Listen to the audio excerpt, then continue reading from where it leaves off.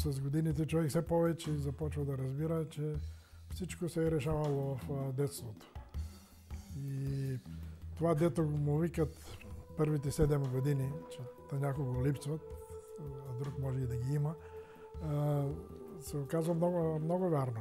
Баща ми, като си отидеше някой гост или някой срещнат по пътя, и ако беше недоволен от него, най-тежката му присъда беше: от това нищо не научих. Цялата работа е човек да може да преживее живота си с ведър дух.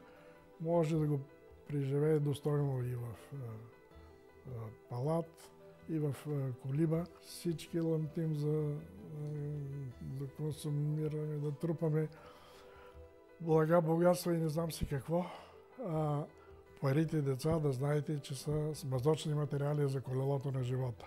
Пазарно общество, пазарно, ама пазар откъде е започнал? Започнал е от размяната на една волска кожа за 2 крини жито. А пазарът е станал толкова виртуален, толкова на юнашка вересия сме заживели за сметка на следващото десетилетие. 3 ноември е деня на българската демокрация, всъщност. На шествието на екогласност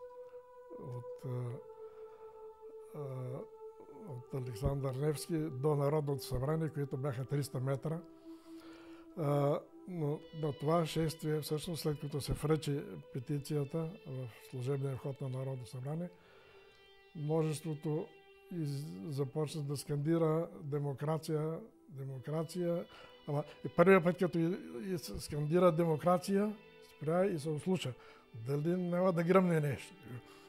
И, няма залп. Че като почва: демокрация, демокрация. Па прегръдки, па сълзи. Това, че човек е устоявал срещу политическите шашарми на времето си, не значи, че е поборник някакви, че едва ли не е с гол в ръката нож. Нашата работа е по-скоро едно свидетелство за по-важни моменти от епохата, с тяхната атмосфера, с това как сме ги преживели, лично и обществото как ги е преживявало, и горе-долу да проникване в смисъла на явлението. Не са се засилили толкова, за да ни погубват. Кой ще им бачка, ако пък такива бедни народи бъдат погубени? Но тия работи са опасни и какво? Само образованието може да спасява тук.